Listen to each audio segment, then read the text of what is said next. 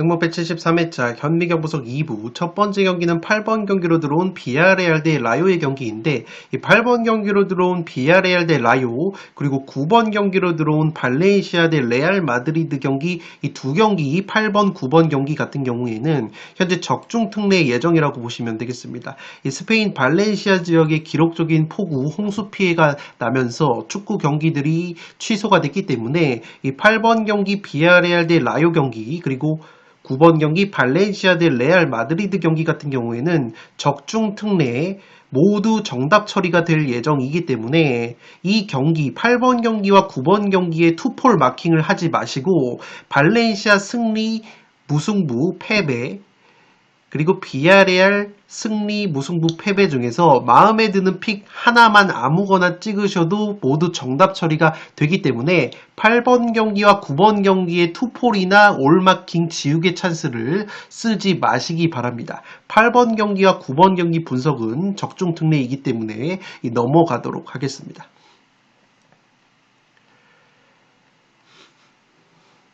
10번 경기는 아틀레티코 마드리드 대 라스팔마스의 경기인데 아틀레티코의 단통 승리로 가보도록 하겠습니다. 이 아틀레티코 같은 경우에는 최근에 굉장히 경기력이 좋지 못한데 그리고 하브리그와의 구강컵 경기에서 2대0 승리를 거두면서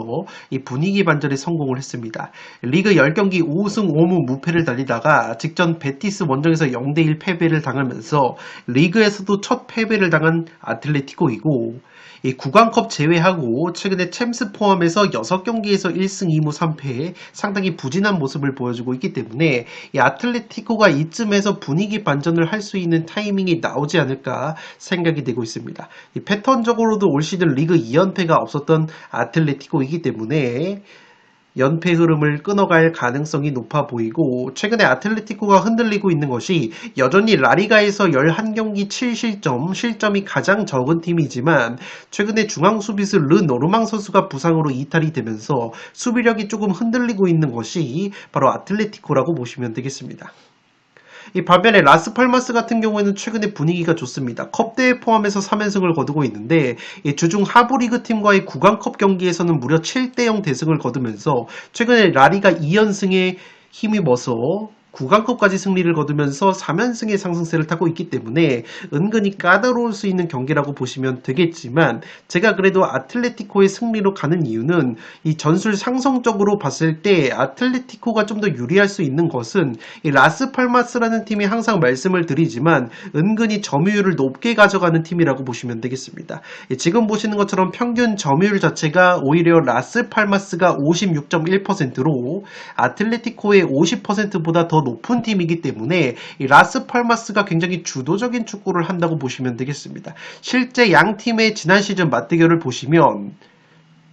홈에서 아틀레티코가 대승을 거뒀었는데 당시에도 오히려 라스팔마스가 원정팀이었음에도 점유율을 65% 가져갔고 아틀레티코는 35%의 점유율만 가져가면서 효율적인 축구를 보여주면서 대승을 거둔 바 있습니다. 그 말인즉슨 아틀레티코 같은 경우에는 강팀이지만 그렇게 점유율에 집착을 하는 팀은 아니고 오히려 자신들이 점유율을 조금은 낮게 가져갔을 때 카운터 어택, 역습에 의한 공격이 상당히 날카로운 팀이라고 보시면 되겠습니다. 이 시메오네 감독 체제에서 이번 시즌에도 역습 득점이 바르셀로나 다음으로 많은 것이 바로 아틀레티코인데 반대로 라스팔마스는 지금 보시는 것처럼 라리가에서 역습에 의한 실점이 4골로 가장 많은 역습 실점을 당하고 있기 때문에 이 라스팔마스가 최근에 3연승으로 분위기가 상당히 올라와 있는 상황에서 무리해서 아틀레티코 원정에서 점유율을 끌어올리면서 주도적인 경기를 하다가는 아틀레티코의 효율적인 역습에 힘입어서 지난 시즌처럼 점유율은 많이 가져가는데 오히려 아틀레티코에게 대패를 당할 수도 있는 전술 상성이 나올 것으로 보이기 때문에 이 경기는 아틀레티코가 그래도 유리한 경기를 할 가능성이 있어 보입니다. 10번 경기는 아틀레티코의 단통 승리로 가보도록 하겠습니다.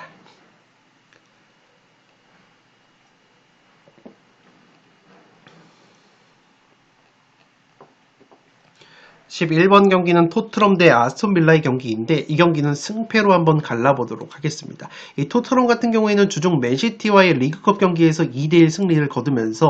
8강 진출에 성공을 했지만 이 대부분의 주전자원들이 경기를 소화를 했기 때문에 이 체력 소모가 많을 것으로 생각이 되고, 반대로 아스톤 빌라는 크리스탈과의 경기에서 패배를 당하면서 리그컵에서는 탈락을 했지만 확실히 로테이션을 토트넘보다는 많이 가져갔기 때문에 이 체력적인 면에서는 아스톤 빌라가 좀 더 유리한 경기를 할 가능성이 있어 보입니다.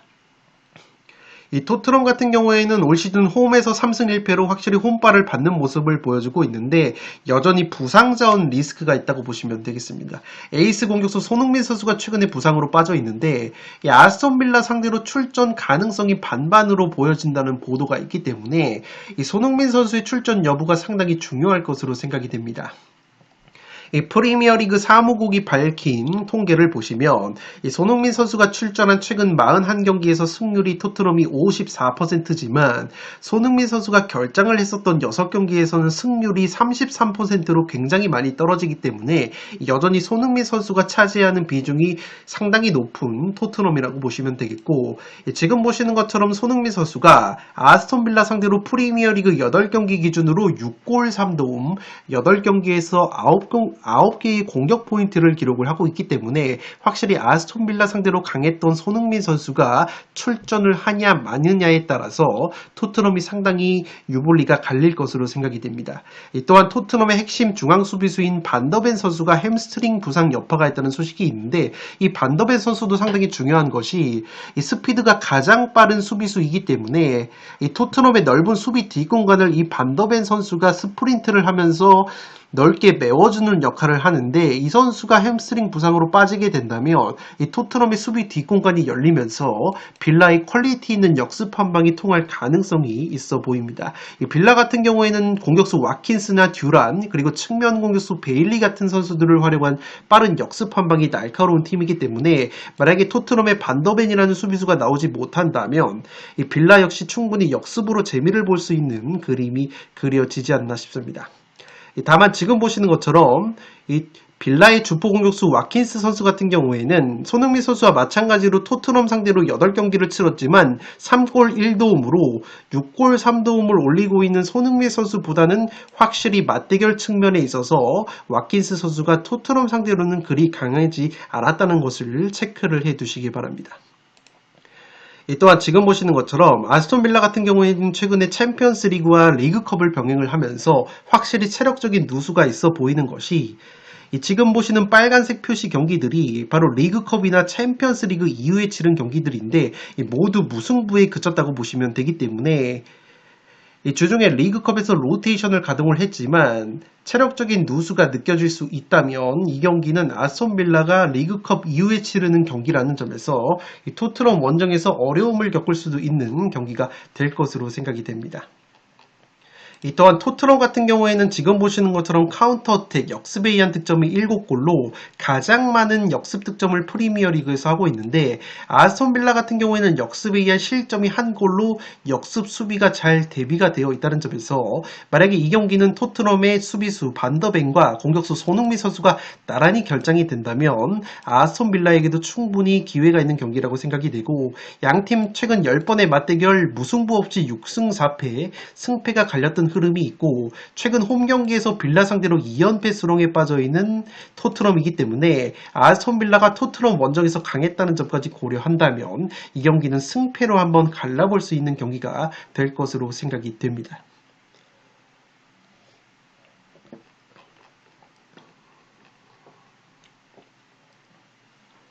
12번 경기는 맨유 대 첼시의 경기인데 맨유의 단통 패배로 가보도록 하겠습니다. 투폴 추천으로는 무패, 무승부까지 받쳐보실 것을 추천드리도록 하겠습니다. 양팀 모두 주중에 리그컵 경기를 치렀는데 맨유는 주전자원들을 가동을 해서 레스터 상대로 5대2 승리를 거두면서 8강 진출에 성공을 했고, 이 첼시 같은 경우에는 로테이션을 가동을 해서 이 뉴캐슬 원정에서 패배를 당하면서 리그컵에서는 탈락을 했다고 보시면 되기 때문에 이번 경기 앞두고 체력적인 면에서는 로테이션을 많이 가동한 첼시 쪽이 좀 더 유리한 경기를 할 가능성이 있어 보입니다. 이 맨유 같은 경우에는 최근에 테나흐 감독이 잘렸고 반니스텔로이 감독 대행 체제에서 레스터전을 치렀는데 그래도 승리를 거두면서 분위기 반전에는 어느 정도 성공을 했습니다. 현재 스포르팅을 이끌고 있는 아모림이라는 감독이 테나흐 감독 후임으로 유력하게 부임을 할 것이라는 보도가 나오고 있는데 어찌됐든 당분간은 반니스텔 루이 감독 대행 체제에서 경기를 치러야 되는 맨유가 될 것으로 생각이 됩니다. 이 반니스텔 루이 감독이 레서전에서는 그래도 수비형 미드필더 카세미루 선수와 우가르테 선수를 동시에 기용을 하면서 수비 상황에서 수비형 미드필더 2명을 기용을 하면서 수비적으로 안정감을 도모하고자 하는 모습이 있었기 때문에 첼시의 강력한 역습을 상대로 맨유가 또다시 수비형 미드필더 2명을 기용할 수 있다면 은근히 맨유가 끈적한 경기력을 보여줄 가능성도 충분히 있지 않나 싶습니다. 다만 제가 첼시가 좀 더 유리하다고 보는 것은 첼시가 주중에 리그컵 경기에서 로테이션을 가동을 했고 핵심 공격수 니콜라스 잭슨 선수와 콜 파머 선수가 나란히 휴식을 취했다고 보시면 되겠습니다. 양 팀이 최근에 비교를 해봤을 때 골 결정력 측면에서 차이가 나는 것이 맨유 같은 경우에는 현재 기대 득점이 15.69골이지만 실제 8골 득점에 그치면서 프리미어리그에서 가장 떨어지는 골 결정력을 보여주고 있는 반면에 첼시 같은 경우에는 기대 득점 18.78, 실제 득점 19골로 기대 득점만큼의 득점을 해주고 있기 때문에 골 결정력 측면에서 확실히 첼시가 우세를 가져갈 수 있는 경기가 될 것으로 생각이 됩니다. 또한 지금 보시는 것처럼 이 첼시 같은 경우에는 콜 퍼머 선수를 필두로 마두에케, 잭슨 선수와의 콤비가 상당히 잘 이루어지고 있기 때문에 확실히 콜 퍼머 선수가 이끄는 첼시의 공격, 강력한 역습 한 방이 통할 가능성이 있어 보입니다. 첼시 같은 경우에는 토트넘 다음으로 역습 득점이 4골로 두 번째로 많은 팀인데 맨유 같은 경우에는 역습에 의한 실점이 이번 시즌 두 번째로 많은 팀이기 때문에 첼시의 강력한 역습도 통할 가능성이 있기 때문에 주중 리그컵 경기에서 로테이션을 많이 가동을 하면서 주전자들의 체력을 아낀 첼시가 골 결정력에서 앞서면서 근소하게 유리한 경기를 할 가능성이 있지 않나 생각이 되고 있습니다. 다만 제가 무승부까지 추천을 드리는 이유는 최근에 맨유가 홈구장인 올드 트래포드에서는 첼시 상대로 2연승, 2승 2무 무패를 달리고 있고 이 반니스텔 루이 감독 대행 체제에서 그래도 리그컵 8강 진출에 성공을 했기 때문에 어느 정도 분위기 반전에 성공을 했다면 이 경기는 무승부까지는 바치고 갈 수 있는 경기라고 생각이 됩니다.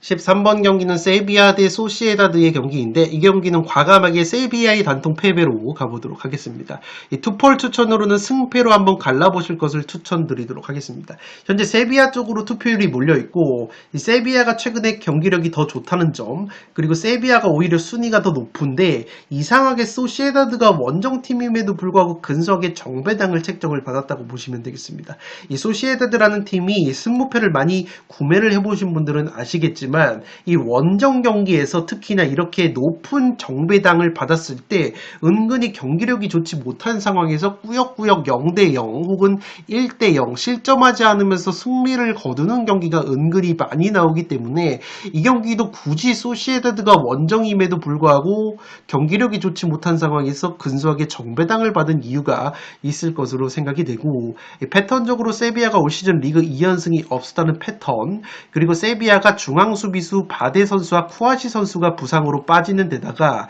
주전 골키퍼 닐란 선수까지 부상으로 빠지기 때문에 이 세비야의 수비 공백까지 고려한다면 이 경기는 세비야 쪽으로 투표율이 몰려있지만 허무하게 근소한 정배당을 받은 소시에다드의 승리가 나올 수도 있는 경기가 될 것으로 생각이 됩니다. 이 소시에다드 같은 경우에는 그도 그럴 것이 원정 경기에서는 2승 2무 1패 5경기에서 2골 1실점, 딱 1실점밖에 당하지 않았기 때문에 원정에서 오히려 끈적한 수비력을 보여주고 있는 팀이고 그렇기 때문에 소시에다드가 최근에 공격력 자체가 경기당 평균 기대 득점 대비 골 결정력이 라리가에서 두 번째로 떨어지지만 원정에서의 짠물 수비를 바탕으로 은근히 꾸역꾸역 오야르사발이나 쿠보 다케우사 혹은 브레이스 멘데스 같은 선수들이 한 골을 넣어주면서 꾸역승을 거둘 수 있는 패턴이 계속해서 그려지지 않나 생각이 되고 있습니다. 다만 제가 세비야의 승패, 투폴까지 추천을 드리는 이유는 이 세비야 같은 경우에는 지금 보시는 것처럼 세트피스에 의한 실점이 3골로 세트피스 수비 약점이 있는 팀인데 이 소시에다드가 올 시즌 세트피스 득점 역시 0골로 상당히 저조한 공격력을 보여주고 있고 득점이 가장 적은 모습을 보여주고 있는 소시에다드이기 때문에 세비야가 제 아무리 수비 쪽에 공백이 많다고 하더라도 소시에다드의 빈공이 나와준다면 세비야가 충분히 해볼 만한 경기라고 생각이 되기 때문에 승패로 한번 갈라볼 수 있는 경기가 될 것으로 생각이 됩니다. 다만 제가 한 가지 특이한 것을 찾았는데 세비야 같은 경우에는 최근에 라리가에서 홈에서 3연승을 거두고 있는데 그 3연승을 거둔 모든 홈 경기에서 퇴장자가 세비야 쪽에 나왔다고 보시면 되기 때문에 이상하게 최근에 홈에서 퇴장자가 많이 나오고 있다고 보시면 되겠고 최근에 소시에다드와의 맞대결을 보시면 4경기 중에서 2경기에서 세비야 쪽에만 퇴장자가 나왔었다고 보시면 되겠습니다. 그래서 제가 주심을 살펴봤는데 이번 경기 심판을 맡는 알레한드로 루이즈 주심이 이번 시즌 라리가에서 레드카드가 3장으로 가장 많은 레드카드를 뽑고 있기 때문에 이 퇴장이 세비야가 변수가 될 가능성도 있다는 점에서 이 경기는 굳이 경기력과 홈발을 받을 수 있는 세비야가 역배당을 받았다는 점에서 세비야의 퇴장 변수까지 고려한다면 이 경기는 허무하게 투표율이 낮은 소시에다드의 1대0 정도의 꾸역승이 나올 가능성도 있어 보이기 때문에 13번 경기는 세비야의 단독 패배로 가는데 투폴 추천으로는 그래도 경기력과 홈발을 받을 수 있는 세비야의 승리까지 추천을 드리면서 승패 투포를 추천드리도록 하겠습니다.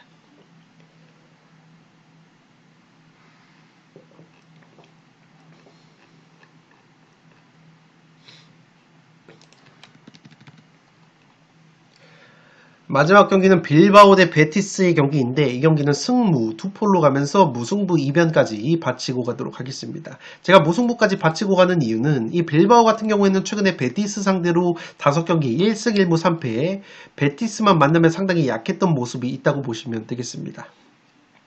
또한 직전 마요르카 원정에서도 0대0 무승부에 그친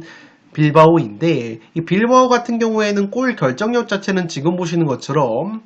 통계적으로 봤을 때는 오히려 기대 득점 대비 골 결정력이 2번째로 높은 팀이지만 직전 경기 마요르카가 일찌감치 퇴장을 당했음에도 불구하고 0대0 무승부에 그쳤기 때문에 확실히 빌바오 같은 경우에는 측면에 이냐키 윌리엄스나 니코 윌리엄스 같이 측면 자원들의 퀄리티는 좋지만 최전방에서 마무리를 지어줄 수 있는 스트라이커 포지션이 항상 약점이라고 보여지기 때문에 이 빌바오의 골 결정력 난조를 보여준다면 베티스전에서 상당히 고전할 가능성이 있어 보입니다. 그도 그럴 것이 베티스 같은 경우에는 올 시즌 리그 9경기에서 9실점으로 실점이 3번째로 적은 팀이기 때문에 은근히 짠물 수비를 보여줄 가능성이 있어 보입니다. 다만 제가 무승부로 가는 이유는 이 베티스 같은 경우에는 지금 보시는 것처럼 공격형 미드필더인 로셀소가 가장 많은 득점을 하고 있는데 이 로셀소 선수마저 최근에 부상으로 빠져 있고 지금 보시는 것처럼 라리가에서 경기당 평균 기대 득점 대비 골 결정력이 가장 떨어지는 것이 바로 베티스이기 때문에 베티스 역시 짠물 수비만 나오면서 동시에 약점인 골 결정력 난조를 보여준다면 이 빌바오 원정에서 무승부가 한계치로 보여지지 않나 싶습니다. 베티스가 홈에서는 4승 1무 1패 극강의 홈 성적을 보여주고 있지만 원정에서는 1승 2무 2패 원정에서는 승리가 굉장히 없다는 점까지 고려한다면 이 경기는 베티스가 좀 더 불리한 경기를 할 가능성이 높아 보이고 무엇보다 베티스 같은 경우에는 주중에 구강컵을 치렀기 때문에 구강컵을 치르지 않은 빌바오가 체력적인 우위까지 있기 때문에 이변이 나온다면 무승부가 한계로 보여집니다. 다만 베티스가 로셀소 선수가 부상으로 빠져있는 상황에서 그래도 공격수 호케 선수가 구강컵에서 2골을 넣은 것은 상당히 고무적이라고 할 수 있기 때문에 최근에 베티스의 천정 면모까지 고려해서 이 경기는 무승부까지 바치면서 승무 투폴로 한번 가보도록 하겠습니다. 네, 이것으로 승무패 73회차에 들어온 1번부터 14번 경기 전경기 분석, 현미경 분석을 모두 마치도록 하겠습니다. 영상이 도움이 되신 분들은 좋아요와 구독 버튼을 눌러주시면 풋볼살롱 채널에 크나큰 힘이 됩니다. 구독 버튼 옆에 종 모양의 알림 설정을 해주시면 그 누구보다 빠르게 양질의 축구, 승무패, 프로토 관련 분석 컨텐츠를 만나보실 수 있습니다. 지금까지 풋볼살롱이었습니다. 감사합니다.